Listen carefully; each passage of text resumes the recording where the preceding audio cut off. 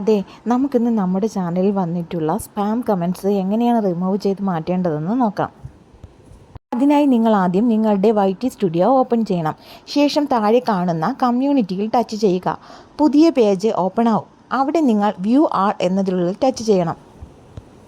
തുടർന്ന് വരുന്ന പുതിയ പേജിൽ മുകളിലായി നിങ്ങൾക്ക് ധാരാളം ഓപ്ഷൻസ് കാണാൻ സാധിക്കും. ഇവിടെ നിങ്ങൾ മൂന്നാമത്തെ ഓപ്ഷനായ സോർട്ട് ബൈ എന്നതിൽ ടച്ച് ചെയ്യുമ്പോൾ താഴെ മോസ്റ്റ് റിലവൻ്റ് എന്നും ന്യൂവസ്റ്റ് എന്നും രണ്ട് ഓപ്ഷൻസ് കാണാൻ കഴിയും.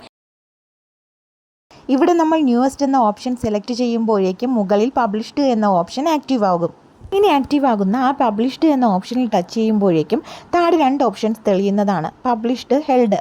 ഇവിടെ നമുക്ക് ആവശ്യം ഹെൽഡ് അഥവാ തടഞ്ഞു വെച്ചിരിക്കുന്ന കമൻറ്റുകളാണ്. അങ്ങനെ ഹെൽഡിൽ കൊടുക്കുമ്പോഴേക്കും യൂട്യൂബ് തടഞ്ഞു വെച്ചിരിക്കുന്ന സ്പാം കമൻറ്റ്സുകൾ നമുക്ക് കാണാനും അതിനെ നമുക്ക് അവിടെ റിമൂവ് ചെയ്ത് കളയാനും സാധിക്കും.